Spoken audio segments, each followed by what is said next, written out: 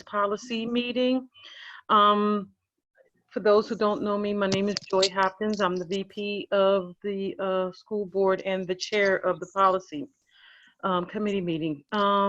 So this evening, Miss Danielle Stewart is going to present to everyone the different policies that will be discussed this evening.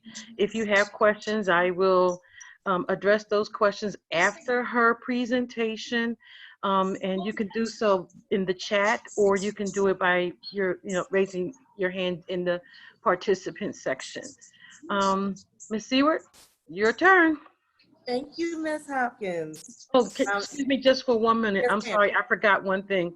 Mm-hmm. Ladies and gentlemen, we were asked to have a moment of silence, and I almost forgot to have that. We lost a few students. Do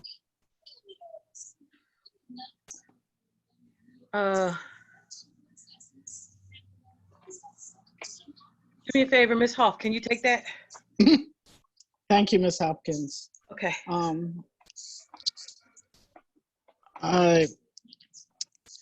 right. We're going to have a moment of silence tonight for a few students that we've lost. One specifically, very recently, that was near and dear to Miss Joy's heart, which is JB Jala. So if we may, a moment of silence, please.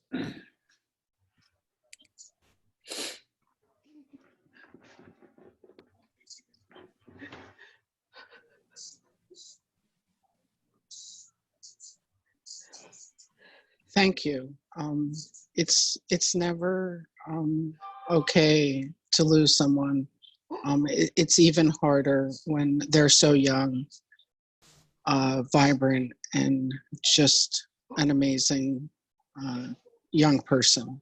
So sorry for your loss, Miss Joy, and for the loss of this district with Mr. Jala and the young man from last week. Also, so thank you, Ms. Stewart, if you may. Yes, ma'am, and thank you. Hello to everybody, and welcome to our meeting. My name is Danielle Stewart, and I am the Director of Student Support. I've met a lot of you virtually, most of you not personally yet, but we're getting there. I came in June during the pandemic, so I haven't had an opportunity to meet everybody in person, but I do look forward to meeting you soon. So with that said, I'm going to share my screen and we will take a look at the presentation very quickly. Okay, here we are.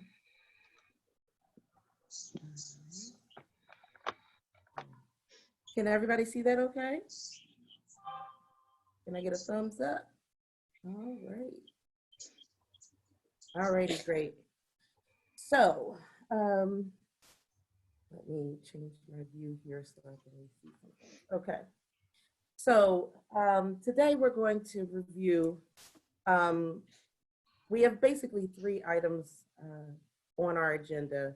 The first is to define some terms so that we're all on the same page about what we're talking about and what we're discussing. Then we're going to review some suspended policies that were suspended in the previous academic year and for consideration for this year. And then number 3, looking at some upcoming administrative regulations to support the existing policies that are on our books. So let's first define some terms so that we're all on the same page. Suspending a policy basically means to take that policy and temporarily hold it, place it on hold. And that's usually done in a situation where there is something like a pandemic happening. To amend the policy means to make a permanent change to it. And an administrative regulation is to create a procedure or a guideline to support that policy. And it gives some guidelines and mandates around how we do our daily work in the school district to support the policy.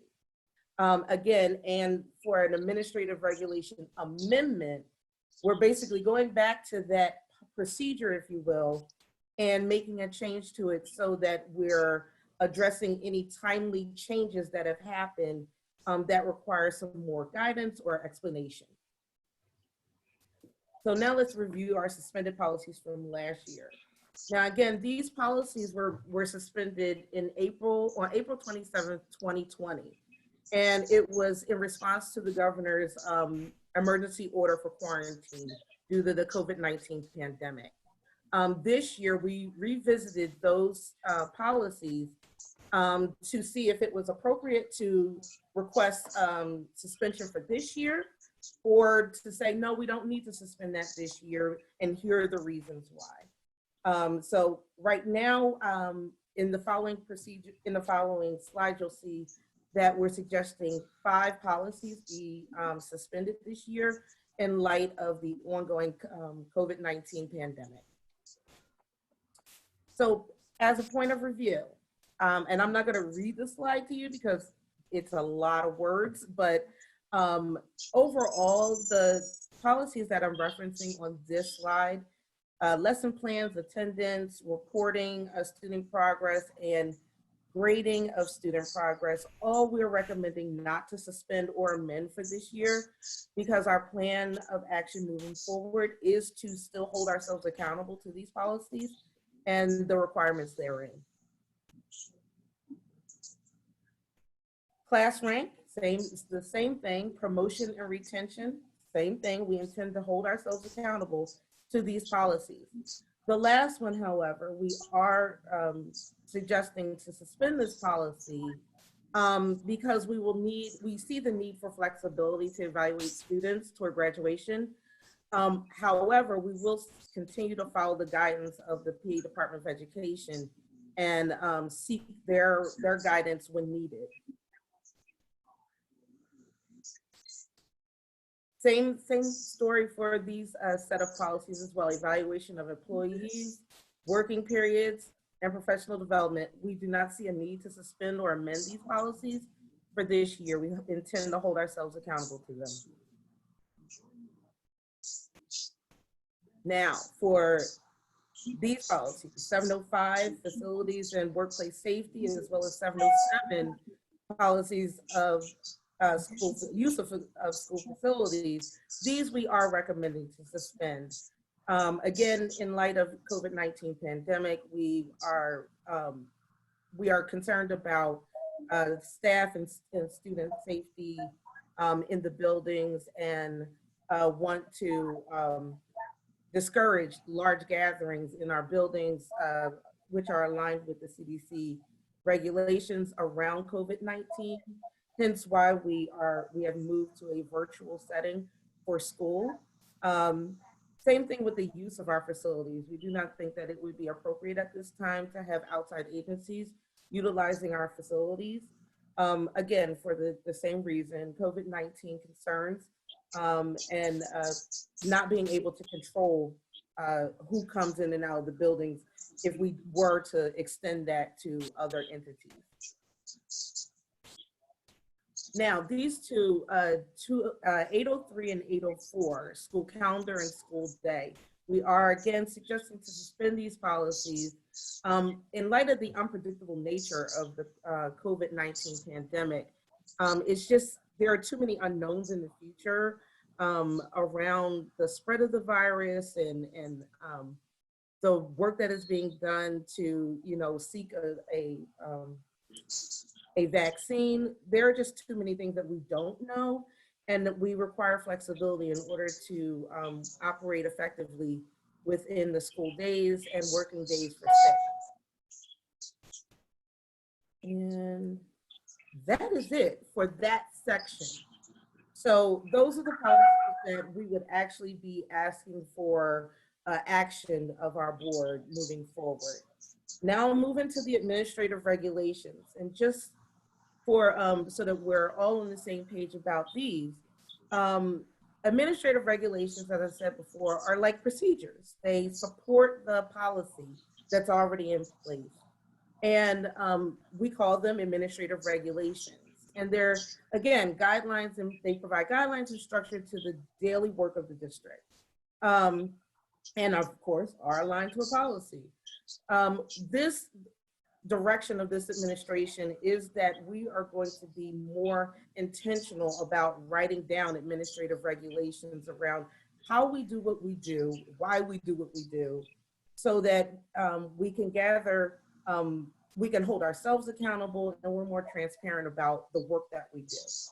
So these are the following ones that we've prioritized, again, around COVID-19 pandemic and making sure that we're prepared for school opening.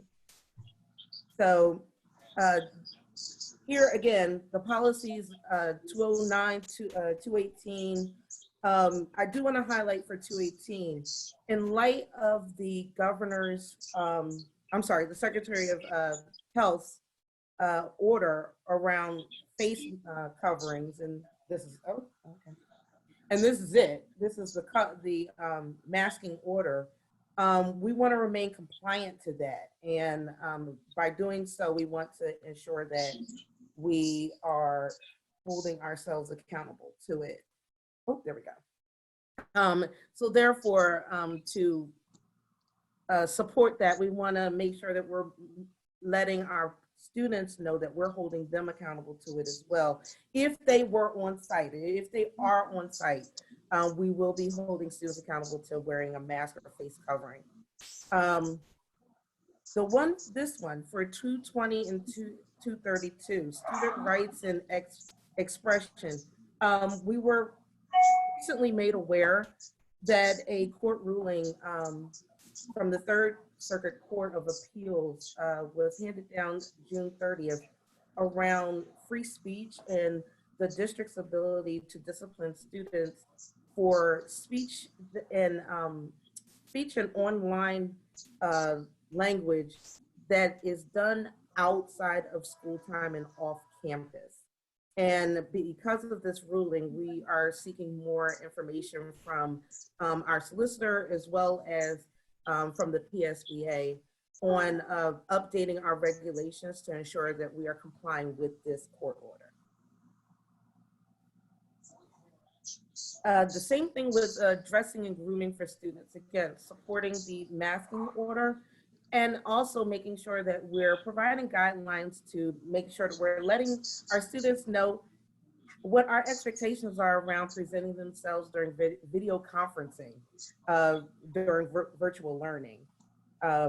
Same thing with health and wellness. We want to make sure that we're laying out all of the efforts of our district around ensuring staff and student safety when they are interacting in person.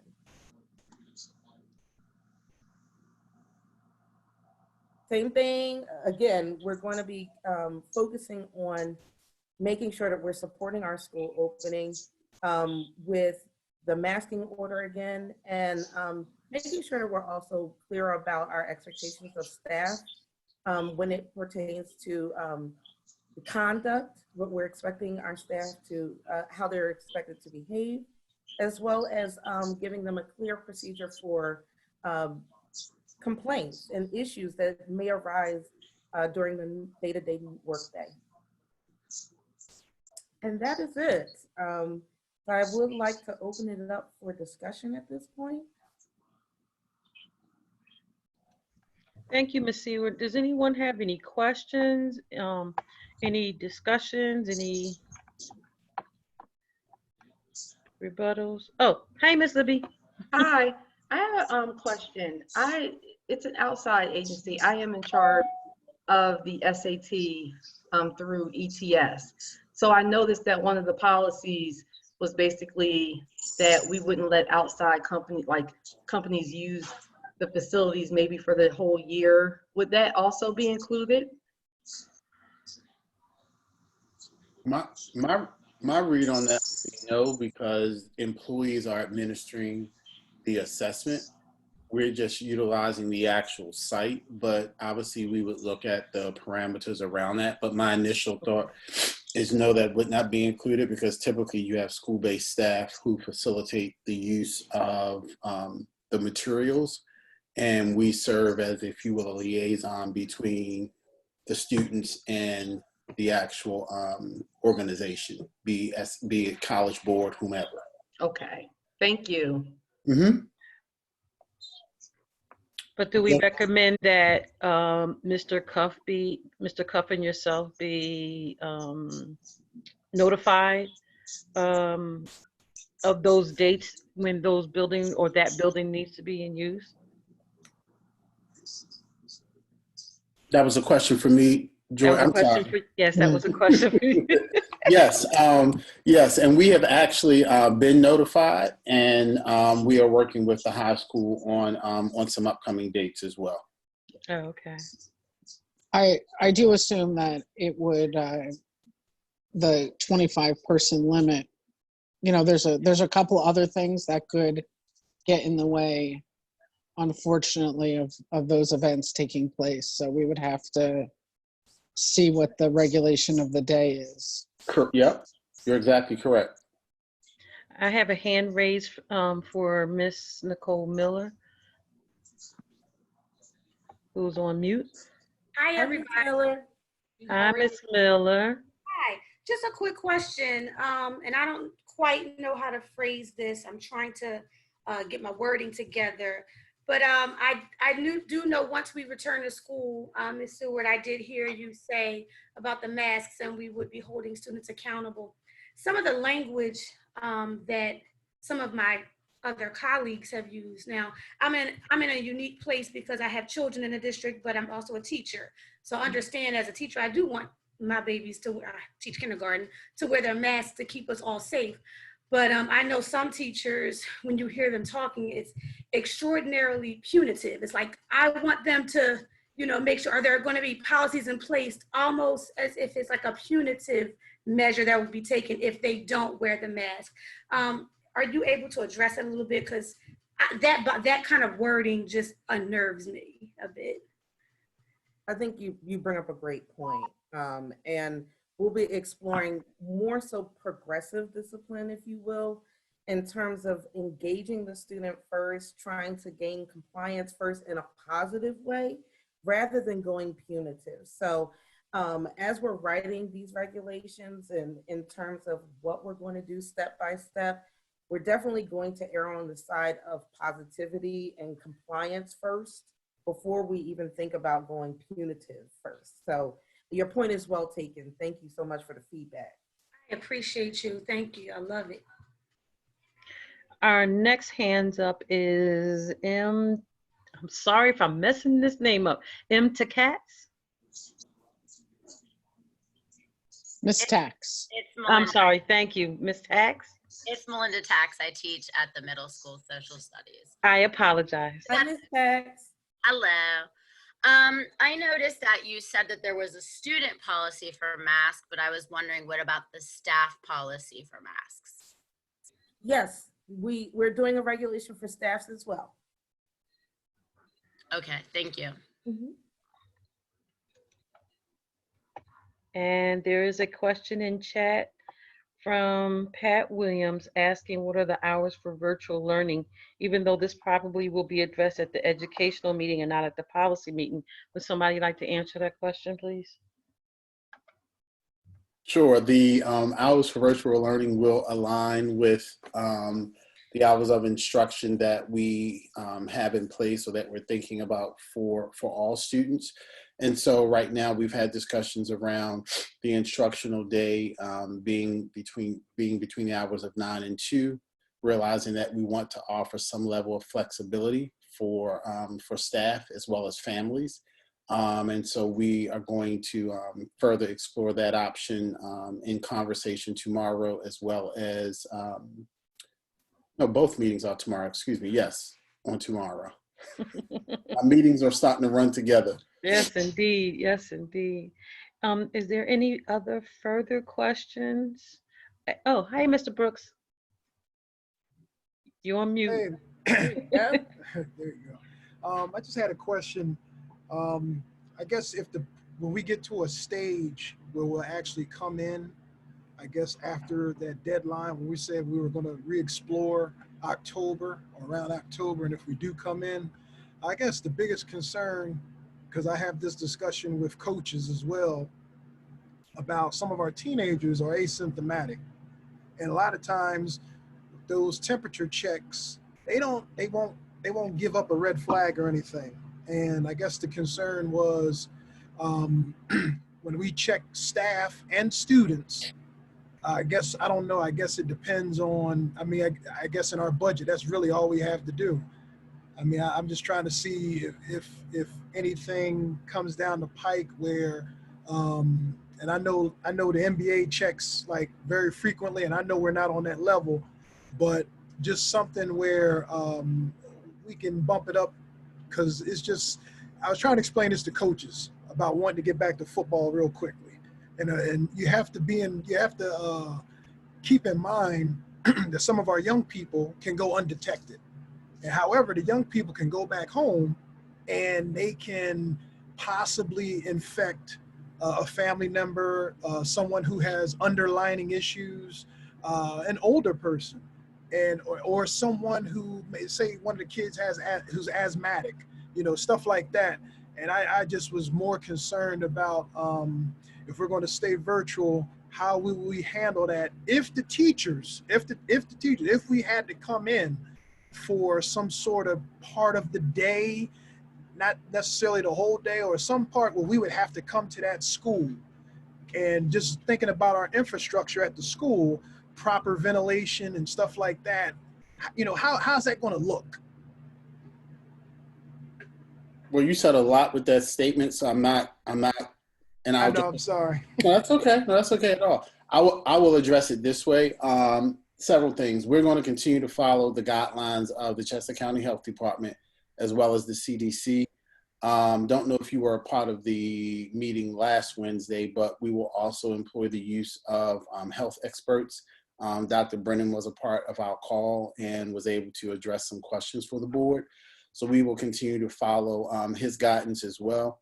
And lastly, last night at the property committee meeting, there is a video that the district has put together to help people understand what our cleaning efforts will be about. And so it's not only a verbal piece, you can also see what the process will look like. So I would encourage all of us to take a look at that video.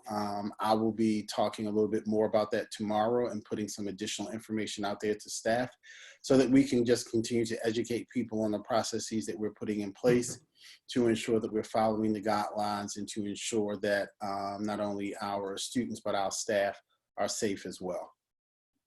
Thanks. Mr. Curry, I'm going to hold you for, you know what? No, I'm going to go to you, and then I'll see the other hand later. Go ahead. Well, mine is more of a comment. I just wanted to say I'm excited about the discipline aspect of the AR that we talked about. I'm an advocate for restorative practice and progressive discipline. So I'm excited that, we're looking at the student overall, and we're having conversations, and we're talking to students, and we're building relationships, because that's the only way you're going to make, ensure that students make the change that they need to make. And I have a daughter that's in high school, and I want students to wear masks as well, but I do understand the conditions at the high school as well. When that second floor can get a little hot. So I recognize that, but I know it is important to have it on, but I do also realize that it's important to sort of have a process in place progressive wise for our students, so we won't be going strictly to the suspensions or anything else. So I'm really happy about, seeing that. And we do have youth court at the high school as well. So that's a good option as well. But thank you for that. You're welcome. I'm a big fan of restorative practices, and I'm a student of it. So I'm really excited about that too. Thank you, Mr. Curry. Ms. Tax again? You have your hand raised? Yes, I have one more thing I wanted to say. I'm also a big proponent of restorative practices, but I also don't want to not take the mask thing seriously. many of us have underlying health conditions, and I don't feel like a child should be suspended and not have a mask. But what I would like to see is a policy that if you tried all the tools in your toolbox to get the kid to put the mask on and they refuse, because we might come across that, it does put us at risk in the classroom with the kids in there, us with our issues in the spacing, whatnot. I just would like to see steps given to the teachers. This is going to be a district-wide policy on how we handle this. I'm not saying suspensions or anything like that.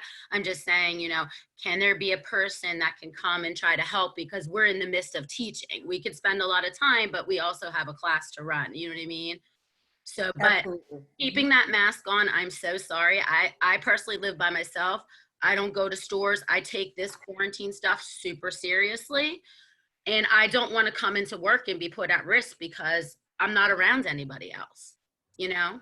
So that's how I feel. I would like my safety also to be considered. And I'm not saying, like I said, I don't want the kids suspended. I don't want punishments like that. I want a way for them to be talked to if it's not working for us. So that mask could come on and they could come back to the learning environment and, you know. Thank you. Thank you for your feedback. Your point is well taken. Anyone else? Oh, Mr. Denenza, did you? Yeah, okay. Mr. Brooks, I saw you. I'll get back to you after Mr. Denenza. Thank you, Ms. Hopkins. I just had a point of clarity. I know that you said you're going to follow up with the solicitor, but I know we are going to one-to-one this year, which is super exciting. So, and I completely respect and uplift everyone's ability to speak freely. But the one point of clarity I would love to know when it comes to off-campus freedom of speech is that if the transmission is done on a district device. So if there's any kind of legality or oversight that falls on us if said statement is made on a district device. So it's just something to consider, and I'd love to hear follow up on it. Thank you, Mr. Denenza. That's a great point. You're welcome. Mr. Brooks? I just had one more thing. The only thing I didn't see the parent component.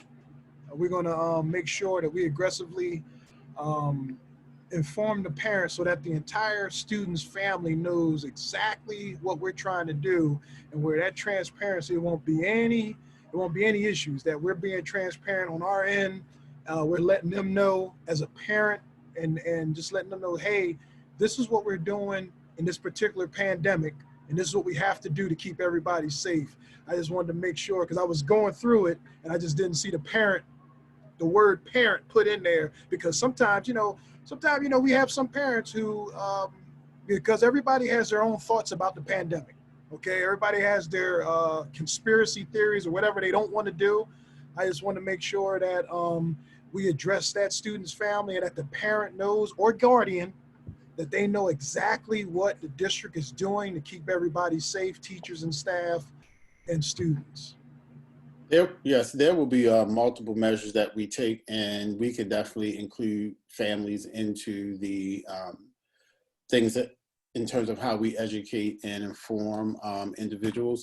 The other thing I would say to all of us is that I think we can utilize what other organizations are doing.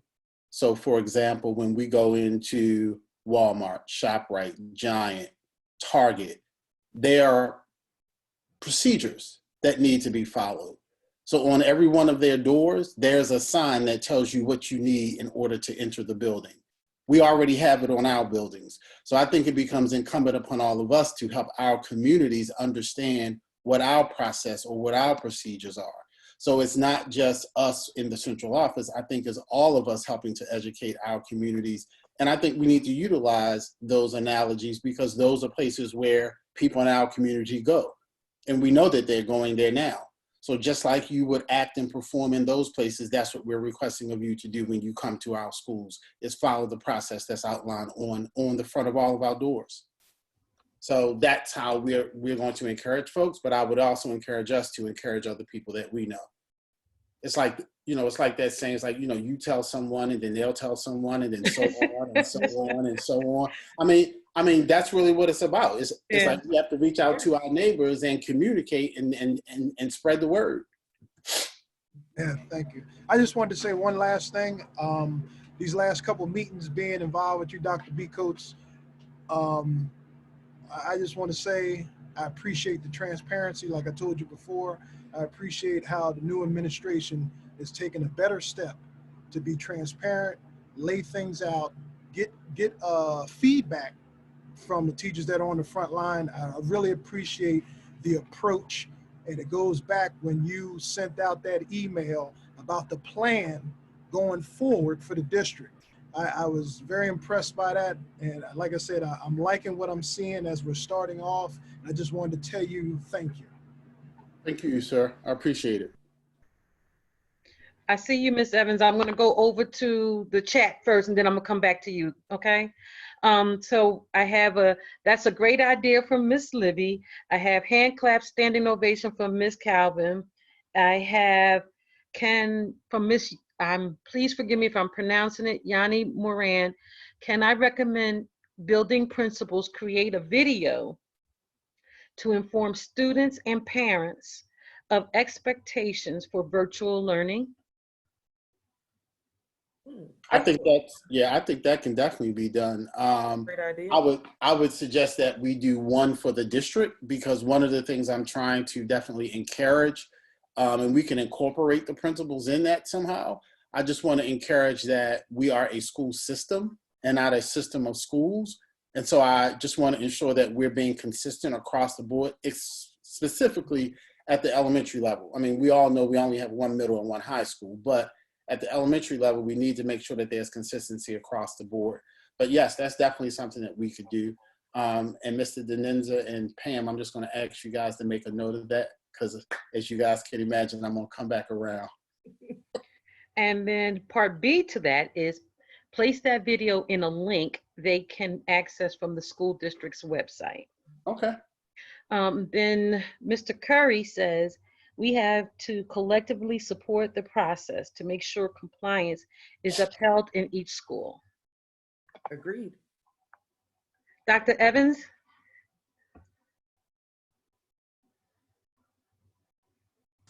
Okay, so I'm really piggybacking on what Mr. Brooks discussed, but it's in regards to policy 326. I believe that a lot of our staff, they do have concerns, and knowing, you know, from the past, it wasn't a comfortable place to bring forth your concerns. So I just hope that some way, somehow we can put it out there to ensure the staff members that, you know, it's not punitive. We all are here collectively for, you know, the students and the school community. So we need to make sure that they're comfortable coming, you know, and stating what their concerns are. Your point is well taken. Thank you for that feedback. You're welcome. And was it Miss Libby? Was that your hand I saw? I did. I just had a Okay. comment. I thank you, Joy. I just had a comment.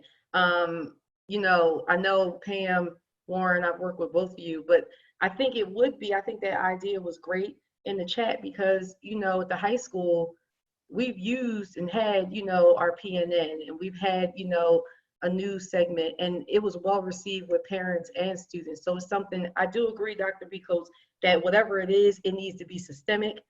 But I think when you have those videos, and that's going to be the new wave, especially with us not seeing everyone every day. So I think to get as many people involved as possible would be something good. And our kids are so talented that would be great to have them as well, because I know when we were making our news thing every week, it wasn't something I could do on my own. They were just so talented, and that's a way that you get them involved. And when we're talking about buy-in, that's how you get them. That's how you get them involved in the process from the beginning. So just a thought, food for thought. Oh, I agree. We can definitely make that happen. That's easy. Okay, and I'm on board. I'll help. And Okay. I actually would encourage you to take a look at that facilities video. It's really good. It has some really great music on it too.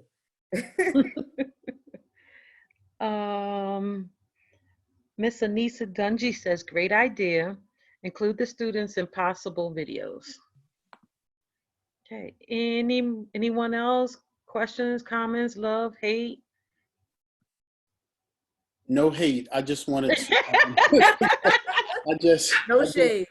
I just wanted to just make sure that individuals know that tonight's reading of any I guess new policies or items that we're revising would be considered the first reading, and then I just want to make sure that we put that out there so that it's publicly known, and then these items will be posted on our website, and then individuals from our larger community can comment on them, and then we'll bring this up at the committee of the whole meeting so that the board is able to officially take action. I just wanted to make sure that was out there. I'm sorry, Ms. Hopkins. Thank you. No. Thank you for reminding me.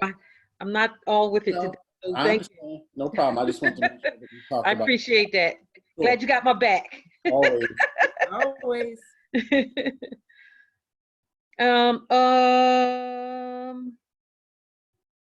So I think that's it.